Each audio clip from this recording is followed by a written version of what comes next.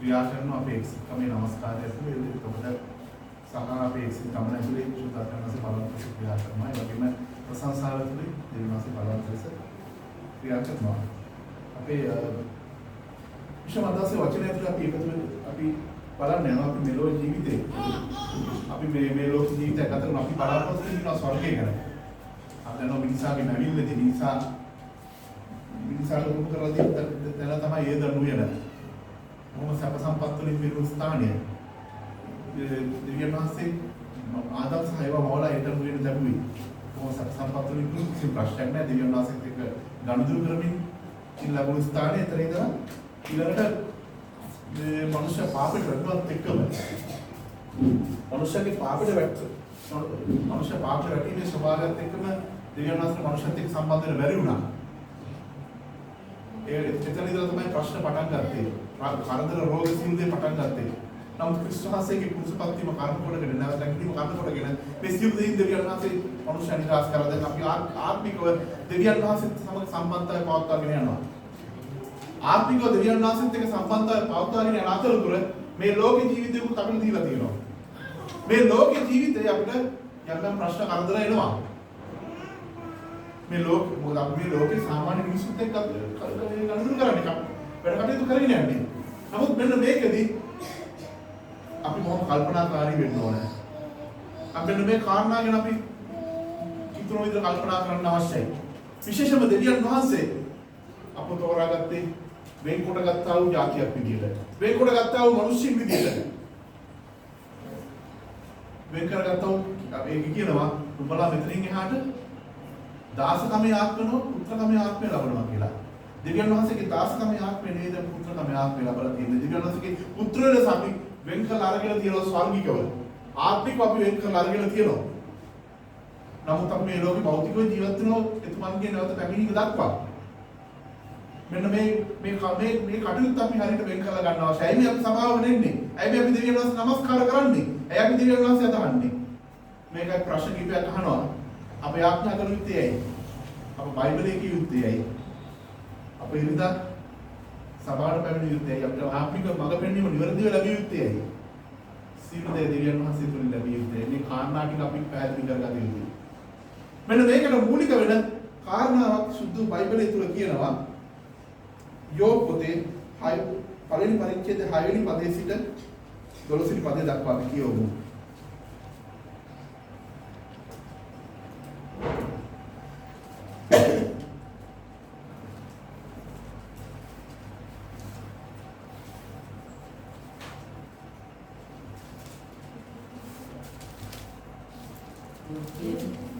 පළවෙනි පරිච්ඡේදය 6 ඉඳලා 12 දක්වා.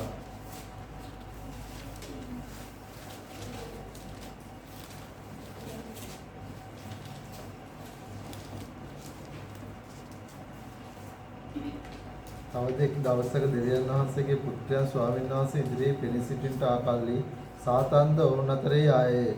එවිට ස්වාමීන් වහන්සේ නුඹ කොතැන සිට ආයේදයි සාතන්ගෙන් ඇසූසේක.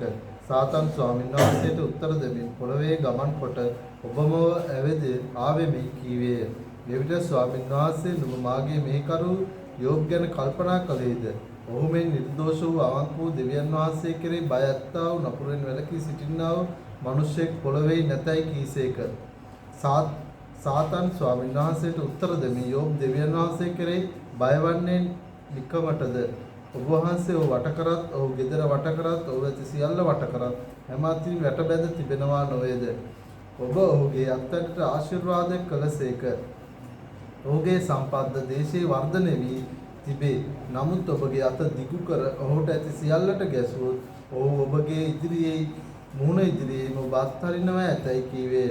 ඊට ස්වාමින්වහන්සේ සාතාට කතා කොට බලව ඔහුට ඇති සියල්ල නුඹේ අත යටතේය. නමුත් ඔහුට විරුද්ධව නම් නුඹේ අත දිගු නොකරන්නයි කීසේක. සාතන් ස්වාමින්වහන්සේ ඉදිරියේ පිටතට ගියේය. අර මෙතනදී කතා කරන අපහදු යෝග කියලා මිනිස්සෙක් ගැන. ඒ යෝග කියලා මිනිස්සයා දෙවියන් වහන්සේ ඉදිරියේ බොහොම අවංක යටහත් මිනිස්සෙක් කියලා සුදු වචනේ සඳහන් කරනවා. ඒක මොහොතේදී දෙවියන් වහන්සේ තමන්ගේ දේව සභාවත් එක්ක රැස් වෙලා ඉන්න මොහොතේදී සාතන් එනවා. දෙවියන් වහන්සේ ඉන්න තැනට ආවිල්ලා අහනවා. මොනකද දෙවියන් වහන්සේ අහන සාතන් කොහේදලා දාවේ? මනුස්ස ලෝකේ ඉඳලා නේද ආවේ? පොඩි ජෝබ් ගැන හිතමින් නේද ආවේ? ඒක කියනවා ඔව් ජෝබ් කියන මිනිස්සුන්ට ඔබ වහන්සේ හැමදේම දීලා සිල්දෙන් අනුරතු ඉන්න නිසානේ ඔබ වහන්සේට කවුරු කරන්නේ? බලන්න ජෝබ්ට මුකුත් නැති වුණොත් ජෝබ් ඔබ වහන්සේට කවුරු කරයිද කියලා. ඊට පස්සේ දෙවියන් වහන්සේ කියනවා හරි ඔබලාගේ සියල්ල නැති කරන්න හැබැයි ජීවිතේට තියන්න බෑ. මෙන්න මේ වගේ ස්වර්ගික කන්දරුවකුත් අපේ ජීවිතවල තියෙනවා. මොකද හැබැයි සාතන්ට අවශ්‍ය වෙලාවට ඵලය දීලා තියෙනවා. යක්ෂයන් ඵලය දීලා තියෙනවා. නමුත් දෙවියන් වහන්සේගේ අනුමැතිය නැතුව ඒ දේ කරන්න බෑ උඩ. ඒ නේම පාලනයකුත් තියෙනවා. අපි මේ පොළොවේ ජීවත් වෙන අතරේ ස්වර්ගික ලෝකවල වෙනම සටනක් යනවා. මේ ස්වර්ගික ලෝකවල සටන අපි අවබෝධ කරගන්න ඕන. ස්වර්ගික සටන අපි ස්වර්ගයෙන් දකින්න පුරුදුනේ නැත්තම් අපිට පොළොවේ ජයග්‍රහණයට යන්න බෑ. අප පොළොවේ ජයග්‍රහණයට යන්න කලින් ස්වර්ගයේ සටන ස්වර්ගයේ ජයග්‍රහණය අත්පත් කරගන්න අවශ්‍යයි. මොකද අපි මේ පොළොවේ ජීවත් වෙන අතරේ ස්වර්ගෙත් ඒ සටන යනවා. ස්වර්ගයේ සටන මත තමයි අපේ පොළොවේ ජීවිතය රඳා පවතින්නේ. මෙන්න මේක සුදු බයිබලයේ කියනවා. ගීතාවලිය 127 එකේ ඉඳලා 2 දක්වා කියවන්න. ඉස්තේ දාලා තියෙනවා.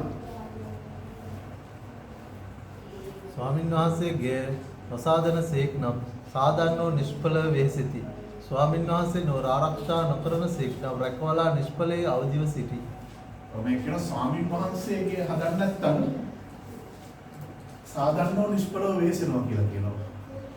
ස්වාමින්වහන්සේ නෝර ආරක්ෂා කරන්නේ නැත්නම් රැකවලු නිකන් වෙහෙස නිකන් නිදි මරනවා කියලා කියනවා. අපේ ජීවිතෙත් අපි බොහෝ වෙලාවට අත්දකිනවා. අපි බොහෝ දේ උත්සාහ කරනවා, පොරබදිනවා. හැබැයි හරියන්නේ නැහැ. මොකද ස්වාමීන් වහන්සේ දේ හදන්නේ නැහැ. ස්වාමීන් වහන්සේ දේ දෙන්නේ නැහැ. අපි නිකන් උත්සාහ කරනවා බොහෝ දේවල් බොහෝ සල්ලි හම්බ කරන්න උත්සාහ කරනවා, ගෙවල් හදන්න, වාහන ගන්න, පොරබදිනවා. කවුරු ලබන්න පොරබදිනවා. හැබැයි හැම තැනම නිෂ්ඵල වෙනවා. යම් තාක් දුරකට ගිහිල්ලා කඩාගෙන වැටෙනවා. දෙවියන් වහන්සේ සමාදන් වල යන්න අරිනවා ගිහිල්ලා කඩාගෙන වට්ටව එක තැනකම. මොකද ඒක දෙවියන් වහන්සේගෙන් නෙවෙයි ස්වාමීන් වහන්සේ දේ හදන්නේ නැහැ. ස්වාමීන් වහන්සේගේ හදන්නේ නැහැ. ස්වාමීන් වහන්සේ සපලත්වයේ ගේන්නේ නැහැ. ස්වාමීන් වහන්සේ ඒ කාරණේ ගේන්නේ නැහැ. ඒක නිසා ස්වාමීන් වහන්සේගේ එක්ක සම්බන්ධතාවය දෙවියන් වහන්සේත් එක්ක සම්බන්ධතාවය නැතුව අපිට අපි පොළොවේ කරන කාරණා සාර්ථක වෙන්නේ නැහැ. ගොඩක් වෙලාවට බොහෝ දේවල් වලට පොරබදිනවා. මානසිකව පොරබදිනවා, වෙහෙසෙනවා. දිවාරය නැහැ. නිදි මරාගෙන වෙහෙසෙනවා. නමුත් ප්‍රතිඵලයක් නැහැ. මොකද දෙවියන් වහන්සේ සාදන්නේ නැහැ. අපි ස්වර්ගික ජයග්‍රහණය කරන්න අවශ්‍යයි මේ පොළොවේ ජයග්‍රහණය. අපි ස්වර්ගයේ පරාද නම් පොළොවේ පරාදයි. ස්වර්ගයේ අපි දිනුවොත් තමයි පොළොවේ දිනන්නේ. ස්වර්ගයෙන් අපිට දෙනවා නම් තමයි පොළොවේ අපිට ලැබෙන්නේ. ස්වර්ගය අපිට දෙන්නේ නැත්නම් පොළොවේ ලැබෙන්නේ නැහැ. අපි දන්නවා මෙච්චර කල් දැන් ලංකාවේ බොහෝම ජාතුන් උදාමින් හිටව මිනිස්සු දැන් යාර කොලිමට යනවා හිරකවල වලට.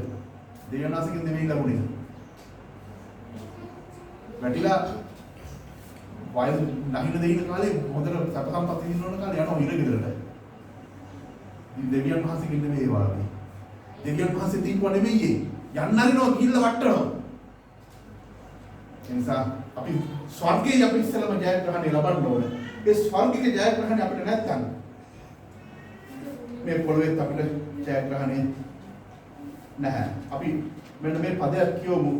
නික්‍රියාම 17 8 වෙනි පරිච්ඡේදය 16 දක්වා.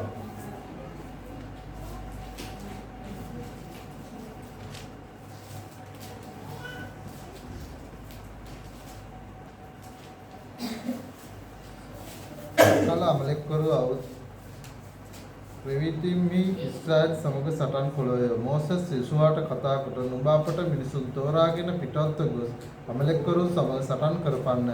හෙට මම දෙවියන් වහන්සේගේ සැර යටි අතින්ගෙන ඉහළ මුදුනේ සිටින්නෙමි කීවේය. යසුවා මෝසස් තමාට කී ලෙස කොට අමලෙක්වරුන් සමග සටන් කළේය. මෝසස්ද ආරොන්ද හූර්ද හෙළ මුදුනට ගියෝය. මෝසස් තමාගේ අත ඔසවා සිටි විට ඊශ්‍රායල්වරු ජයගත්තෝය. ඔහුගේ අත පහත හෙළූ විට අමලෙක්වරු ජයගත්තෝය. එහෙත් මෝසස්ගේ අත් බර වුණේය. එවිට ඔහු ගලක් රැගෙන ඔහුට යටින් තැබුවෝය. ඔහු ඒ පිට හිඳගත්තේ. ආරොන් සහ හූර් දෙපැත්තේ සිට ඔහුගේ අත් උසුලා සිටියෝය. එවිට ඔහුගේ අත් ඉර බස්නාතෙක් ස්ථීරව තිබුණේය. මෙසේ යොසුවා අමලෙක් හා ඔහුගේ සෙනඟ කඩු මුවහතින් පරාජය කළේය. ස්වාමීන් වහන්සේ මෝසස්ට කතා කොට මම අමලෙක්වරුන් ගැන සිහිවීම අහස යටින් සහ මුලින්ම මකා දමන්නෙමි යන මේ සිහිවීම පිණිස පොතක ලියා යොසුවාට ඇසෙන්ට කියා දෙවයි කීසේක. මෝසස් පූජාසනයක් ගොඩනගා ඊට යෙහෝවා නිස්සී යන නම තැබීය. ඔහු කතා කොට ස්වාමීන් වහන්සේට පරම්පරාවෙන් පරම්පරාවට අමලෙක්ට විරුද්ධව යුද්ධය ඇතිවන්නේ කියා ස්වාමීන් වහන්සේ දිවුලසේක්කයි කීවේ. අර දැන් මෙන්න මේක ඇතුලේ කතා කරන යම් සිදුවීමක්. පොළවේ අමලෙක්වරු වෙන ඊශ්‍රායල්වරු විරුද්ධව යුද්ධ කරන්න. ඊශ්‍රායල්වරු විරුද්ධව යුද්ධ කරන්නේදී අනිත් පැත්තෙන් මෝසස් ආරොන් සහ හූර් කියලා මුතුන් නැගලා යාඥා කරනවා. මොකද මෝසස් කියන නායක පූජකවරයාට මේ එළිදරව් වෙනවා. ඒ එළිදරව් පැමිණෙද්දී මෝසස් කියනවා යොෂුවට නුඹ ගිහිල්ලා පොළොවේ යුද්ධ කරපන්. මම ආරොන් සහ හූර් කියලා ස්වර්ගයෙන් මම යුද්ධ කරනවා කියලා කියනවා. මොකද මෝසස් දන්නවා මේ පොළොවේ යුද්ධය යන අතර අනිත් පැත්තේ ස්වර්ගයේ යුද්ධයක් යනවා කියලා. මේ ස්වර්ගයේ යුද්ධය අපි පරාද නම් පොළොවේ අපි අනිවාර්යෙන් පරාදයි. ස්වර්ගයේ යුද්ධ දිනුවොත් විතරයි අපිට මේ පොළොවේ යුද්ධ දිනන්න පුළුවන්. ඒ නිසා තමයි මෝසස් කිව්වේ යොෂුවා කියලා යුද්ධ කරන්න මම මේ තුන් දෙනාත් එක්ක ගිහිල්ලා එළමුදුනේ ඉඳන් යාඥා කරනවා කියලා. මේ සුද්ධ බයිබලයේ මේ පදේ කියනවා. මෝසස් කියත් දෙක මේව ඉස්සිලා තියෙද්දි එන්න මේ වගේ මෝසස් කියත් දෙක ඉස්සිලා තියෙද්දි ඊශ්‍රායල්වරු ජයග්‍රහණය කරනවා. හැබැයි මෝසස් කියන්නේ මිනිස්සෙක්. ඔහුගේ පල්ලෙහාට බර වෙලා වැටෙද්දි ඊශ්‍රායල්වරු පරාජය වෙනවා. අමලෙක්වරු දිනනවා. මෝසස් නැවතත් මෝසස් අද්දෙක උස්සලා යාඥා කරද්දී ඊශ්‍රායල්වරු දිනනවා. අද්දෙක පහළට වැටෙද්දී ඊශ්‍රායල්වරු පරාජය වෙනවා. මොකද ස්වර්ගයේ දිනුවොත් තමයි අපි පොළොවේ දිනන්නේ. මේ හැම යුද්ධෙම ස්වර්ගයේ අපේ පොළොවේ තියෙන හැම යුද්ධයකම පොළොවේ යුද්ධයක් වගේම ස්වර්ගයේ යුද්ධයක් වෙනවම තියෙනවා. ඒකයි අද්දෙක උස්සගෙන යාඥා කරද්දී ඊශ්‍රායල්වරු දිනන්නේ. අද්දෙක පල්ලෙහාට වැටෙද්දී ඊශ්‍රායල්වරු පරාජය වෙන්නේ. ඒ නිසා මේ ස්වර්ගයේ යුද්ධය අද්දෙක උස්සගෙන අපි කරන්න අවශ්‍යයි. මේ ස්වර්ගයේ යුද්ධය අපි ආත්මික ඇසින් දකින්න අවශ්‍යයි. ආත්මික ඇසින් දැකලා තමයි අපි ස්වර්ගෙත් එක්ක යුද්ධ කරන්නේ. පොළොවේ යුද්ධ අපි නිකම්ම දිනනවා. ඒ නිසා අපිට තියෙන පොරබැදීම් වලදී අපිට තියෙන ප්‍රශ්න වලදී ගැටලු වලදී නිකම් වෙහෙසෙන්න එපා. නිකම් බොරුවට පොරබදින්න එපා. නිකම් මානසික පොරබදින්න එපා. ඇඟේ පතේ හයියෙන් දුවන්න හදන්න එපා. වැඩක් නැහැ ඒක. තේරුමක් නැහැ. ස්වර්ග යුද්ධ කරන්න. මොකද ස්වර්ගයෙන් දෙන්නේ නැත්තම් පොළොවෙන් කොහොමද දෙන්නේ නැහැ. ස්වර්ගයෙන් දිනන්නේ නැත්තම් පොළොවේ කොහොමද දිනන්නේ නැහැ. ඒ නිසා දෙවියන් වහන්සේගේ දරුවන් විදිහට මේ සත්‍ය කාරණා අපිට දීලා තියෙනවා. මේ සත්‍ය විතරක් කරලා තියෙනවා. මේ සත්‍ය යොදාගෙන අපි ජයග්‍රහණය කරන්න අපි ස්වර්ගෙත් එක්ක යුද්ධ කරන්න අවශ්‍යයි. ස්වර්ගීය යුද්ධ අපි අපේ ඇලින් දකින්න අවශ්‍යයි. ඊක කම්වලදී ඒ වගේම මානසික ගැටලුවලදී ආර්ථික ගැටලුවලදී සමාජීය ගැටලුවලදී පොරපදින්න ස්වර්ගෙත් එක්ක දඬ ගහලා යාඥා කරලා ගිහිල්ලා එක වචනයක් කියන්නේ දෙවියන් වහන්සේ ක්‍රියා කරන්න පටන් ගන්නවා. මොකද ස්වර්ගෙම දිනලා තියෙන්නේ. ස්වර්ගෙන් පරාජය වෙලා කොච්චර පොර බැදුවත් අපේ ජීවිතේ අපි හැමදාම එක දැක්කේ.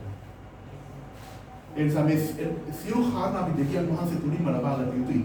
මේ දෙවියන් වහන්සේ තුලින්ම පැමිණ කාරණාවලින් විතරයි අපිට ජයග්‍රහණය තියෙන්නේ. දෙවියන් වහන්සේ තුලින් නෙවෙයි නම් යම් කාරණයක් ඉන්නේ. එක්ක එතනම අසාර්ථක වෙනවා නැත්නම් යන්නරලා වැටෙනවා.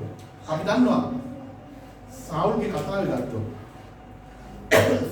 සාවුල් එපා කරපු පළවෙනි අවස්ථාවේදී මොකද්ද කිව්වේ දෙවියන් වහන්සේ ගිහිල්ලා මේ සතුරු සේනාව ඒ සේනාව සහ එනු පැටලු රටවල් සියල්ල විනාශ කරලා එන්න කියලා. නමුත් සාවුල්තු කණ්ඩායම ගියාට පස්සේ ගිහිල්ලා සේනාව විනාශ කරා. එනු පැටලු රටවල් ටික දැකලා පොට්ටක් තණ්හාව ආවා. අපරාධ නෙමෙයි එනු පැටලු රටවල් විනාශ කරන අපිට හරි පාවිච්චි කරගන්න පුළුවන් කියලා අරන් ආවා.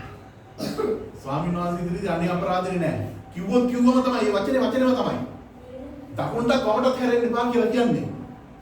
විනාශ කරන්න කිව්වොත් එළු බැටළු රළවලදී මොකක් වුණත් විනාශ කරන්න ඕන. මොකද ඒක තමයි පාස්ටර් බෝල්ටන් කිව්වා. නාරායණපුර චර්ච් එක ඉස්සලා බම්බලපිටි චර්ච් එක හදලා බම්බලපිටි චර්ච් එක හදලා යම් වෙනස් ක්‍රීම් ගොඩකට ලක් කරලා ඊට පස්සේ නාරායණපුර චර්ච් එක හදන්න යද්දී එතකොට කිව්වා මේ පාලකවරේ අපරාධනේ බම්බලපිටි මේ චර්ච් මේව කඩන්න මෙහෙම හදන්න තියෙනවා කියලා. පාස්ටර් බෝල්ටන් කිව්වා තමයි දෙවියන් වහන්සේ කියනවා මට බම්බලපිටි චර්ච් එක කරන්න කියලා ඒකක් නෙවෙයි. පීපල්ස් චර්ච් එකක් කඩනවා කිව්වා මේ මහා පීපල්ස් චර්ච් එක. දෙවියන් වහන්සේ කඩන්න කිව්වොත් කඩන්න ඕන. විනාශ කරන්න කිව්වොත් විනාශ කරන්න. අනේ අපරාධේ නෑ. එනිසා දෙවියන් වහන්සේ තුලින්ම තමයි සියලු දේ වෙන්න ඕනේ. මොකද අපි දන්නවා යේසුස් වහන්සේ කතාව ඇතුලේ යේසුස් දවස් 40ක් නිරාහාරව හිටියා.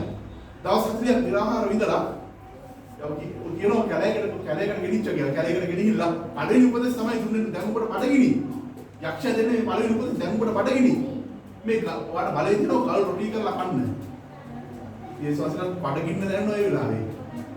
මේ ගල් රොටි කරන්න බලයක් තියෙනවා. හැබැයි ගල් රොටි කරලා කෑවේ නෑ. අනේ උනේ යකා වුණත් අදහස නම් හොඳයිනේ. ඒව හරියන්නේ නෑ. මේ යකාගේ අදහස සම්පූර්ණ අයින් කරන්න ඕනේ. යක්ෂයාට සම්පූර්ණ විරුද්ධව ඉන්න ඕනේ. එන්නේ ඒ මතේ ඉඳගෙන ඉස්සසික ගල් වලින් නෙවෙයි රොටි වලින් නෙවෙයි මිනිස්සු ජීවත් වෙන්නේ යෝනාදී වචනේ. ගල් රොටි කරලා කන්න කියන මේ යකා කිව්ව පළියට. යකා වුණත් හොඳ අදහසනේ. මේ වෙලාවට මට බඩගිනි ගල් රොටි කරලා කන්න තිබුණා. එහෙම හිතුවේ නෑ. ඒක හිතන්නත් බෑ. සියලු දෙවියන් වහන්සේගෙන් පැමිණි දෙවියන් වහන්සේගෙන් නොවන දේ අස්තිරයි වැටෙනවා කොයි මොහොතේ හරි. යන්නරලා වැටෙනවා. දැන් අර කට්ටිය පොගාල පොඩි උඩ මන්දරා ගන්න යනවා වගේ. ඒ නිසා අපි නිශ්චිතව අංකයකටම අපේ ජීවිතේ අපි හරියට අපේ ශාරීරික සත්‍ය හරියට දකින්න අවශ්‍යයි. අපේ ගමන දෙවියන් වහන්සේගෙන්ද මේ මඟ පෙන්වීම දෙවියන් වහන්සේගෙන්ද මේ ලැබෙන දේ දෙවියන් වහන්සේගෙන්ද මේ කරන දේ දෙවියන් වහන්සේ තුල හරිද මේ නිශ්චිත භාවය තුල ගමන් කරන්න අවශ්‍ය. මොකද මෙන්න මේ විදිහට තමයි සාතන් ලඟ වෙන්නේ අපිට. මෙන්න මේකේ කියන උප්පත්ති තුනේ එකේ ඉඳලා 7 දක්වා මේ මනුෂ්‍යයා පාපයට වැටෙන මොහොතේදී යක්ෂයා ලඟ වෙන්නේ බොහොම උපායශීලීව. මොකද සාතන් මේ වෙලාවේ සාතන් කියන සර්පයා විදිහට ලඟ වුණා ඒවට. ඇයි මේ ආදම්ට නැතුව ඒවට විතරක් ලඟ වුනේ? මොකද දෙවියන් වහන්සේගේ කලායම තියෙන පවුලක දෙවියන් වහන්සේට ආදම්ගෙන් සාම්පුරුෂයාගේ භාර්යාව සාම්පුරුෂයාගේ මිතුරා මුදකලා වෙලා ඉන්න මොහොත තමයි යක්ෂයා ලඟ වෙන්නේ. මොකද දෙවියන් වහන්සේගේ කලායම මෙතන නැති බව සාතන් දන්නවන්නේ පස්සෙන් අදහස් දාන්න පටන් ගන්න කියනවා. උරුවදන අල්ල ගන්නවා කියනවා දෙවියන් වහන්සේ මේ ගහින් කෑවා කියලා මොනවද වෙන්නේ? හොඳ නරක දේ දැනගන්න ඕන ලැබෙනවා. ඒක නරකද? දෙවියන් වහන්සේ ඉරිසියාව නිසා තමයි මේ එපා කියන්නේ. කියලා ක්‍රමයෙන් බොහොම ප්‍රේමාන්විත ස්වරූපේ දාගෙන ඒ කාලේ කියනවා යක්ෂයා කියන්නේ බොහොම ඒ සාතන් කියන්නේ සර්පය කියන්නේ බොහොම මේ ආකර්ෂණීය සතෙක් කියලා. බොහොම ආකර්ෂණීය විදිහට ඇවිල්ලා බොහොම ප්‍රේමයෙන් පෙන්නලා උපාය දාගෙන ලං වෙලා කියනවා ඉතින් මේ ගහින් කෑවා කියලා මොනවද වෙන්නේ? කන්නයි විදිය. හොඳ නරක දැනගන්න පුළුවන්. දෙවියන් වහන්සේ ඉරිසියාව නිසා තමයි මේව කියන්නේ. මෙන්න මේ විදිහට වියෝල් කැමැති කරලා බොහොම ප්‍රේමාන්විත ලංගලා වියෝල් කැමැති කරලා වෙන් කිරීම කරලා තමයි සාතන් ලං වෙන්නේ. ඒ නිසා අපේ සිතුවිලි ගැන අපි බොහොම පරිස්සමෙන් ඉන්න ඕනේ. අපේ සිතුවිලි දෙවියන් වහන්සේගේ වෙන සිතුවිලි වෙන්න ඕනේ. දෙවියන් වහන්සේ තුලින් යන සිතුවිලි වලින් පහළ ක්‍රියා කරන්න ඕනේ. අන්න ඒකට තමයි අපි ආඥා කරන්න ඕනේ. බයිබලයේ කියවන්න ඕනේ. අපි ආධ්‍යාත්මික මඟ පෙන්වීමේ ඉන්න ඕනේ. මෙන්න මේ මේ ආකෘතිය පැහැදිලිව කියන සභාවක අපි ගමන් කරන ආකෘතිය මොකද? ඉහළින් යාඥා කරනවා. අනිත් අය අත් අල්ලගෙන ඉන්නවා. සභාවක් විදිහට එකතු වෙන මේ දෙවියන් වහන්සේලා ස්ථිරව මේ ගමන යන අත් දෙක අල්ලගෙන ඉන්න. ඒ ගමන අපි අන්තිමේ දක්වා යන්න අවශ්‍යයි. ඒ ගමන අන්තිමේ දක්වා යන්න අපි සභාවක් එක්ක අපේ දෙවියන් වහන්සේගේ පිරිසක් එක්ක නිකම් පිරිසක් නෙවෙයි දෙවියන් වහන්සේගේ මනුෂ්‍යයෙක් එක්ක එකතු වෙලා අත් අල්ලගෙන මේ ගමන යන්න ඕන දෙවියන් වහන්සේගේ දෙවියන් දක්වා. හරි ස්වර්ගික මඟ පෙන්වීම ලැබෙන්න ඕන. හරි ස්වර්ගික මඟ පෙන්වීම තමයි දෙවියන් වහන්සේගේ දාසය තුලින් සමන්ට හරි ස්වර්ගික මඟ පෙන්වීම ඇතුළේ යන්න අවශ්‍යයි. යක්ෂයාගෙන් එන මඟ පෙන්වීම නෙවෙයි. මොකද අපිට අපේ ජීවිතේ තුන් දෙනෙක් කතා කරනවා. දෙවියන් වහන්සේගේ පැත්තෙන් කතා කරනවා. යක්ෂයා කතා කරනවා, මාංශය කතා කරනවා. යක්ෂයා කතා කරද්දී වියුල කියනවා, අසමාදානය කියනවා, කෙටගීම කියනවා. හැබැයි ඒකත් වෙන්නේ කොහොම ප්‍රේමාන්විතව කොහොම ආදරෙන් තමයි. වෙලඳන්නින් කියන්නේ ලස්සන ගෑනම ඉස්සරහට දාලා කොහොම ප්‍රේමාන්විතව වෙලදලෝකෙ මිනිස්සුන්ගේ අවශ්‍යතාවය නිර්මාණය කරන්නේ මේ විදිහට. අන්න ඒ විදිහට තමයි යක්ෂයා ළඟ වෙන්නේ. ඊළඟට මාංශය කියන්නේ මානසික හැඟීම් වලින් කතා කරනවා. හැබැයි දෙවියන් වහන්සේ කතා කරන එකේ සමාදානයක් එක්ක කතා කරනවා. දෙවියන් වහන්සේ පණිවිඩයක් කරනවා ඒක සමාදානෙ කියන පණිවිඩයක්. සමාදානයේ පණිවිඩයක් එක්ක. ඒ සමාදානයේ පණිවිඩයක් එක්ක ගමන් කරත් තමයි දෙවියන් වහන්සේ තුල අපි ගමනක් යනවා කියලා අපිට දැනෙන්න පටන් ගන්නෙ. ඒ ගමන අපිට තනියෙන් යන්න බෑ සමහර වෙලාවල මිනිස්සු විදිහට අපි මේ ලෝකේ ජීවත් වෙද්දී ලෝකාකාරව පොරබදින්න බලනවා. සභාවේ කෙනෙක් දෙවියන් වහන්සේගේ පාලකවරු නායකින් තමයි මේ ගමන හරි මාර්ගෙ ගෙනියන්න අවශ්‍ය වෙන්නේ. සෑම මොහොතකම අපුණත් මානසිකව අපේ අත්පරවෙත් වැටෙන්න පුළුවන්. ඒකයි මොහොතේ අත්පරවලා වැටුනේ. නායකත්වයක් ඉන්නේ අපිවත් උසුලගෙන යන්න. ඒ වගේම තමයි ඔබ කෙනෙක් කෙනාට නායකත්වයක් ඉන්නේ අත්උසුලගෙන යන්න.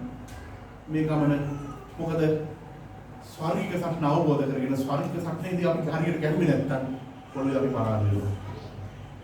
ස්වර්ගික සත්‍ය අපි හරියට පොරබදලා අපි දිනුවේ නැත්තම් ස්වර්ගික සත්‍ය අපිට පොරබදින්න දෙයක් නැහැ. අපිට තියෙන ධන කාල යාඥා කරන්න. ධන කාල යාඥා කරලා සමාදානයේ පණිවිඩය ඉල්ලන්න.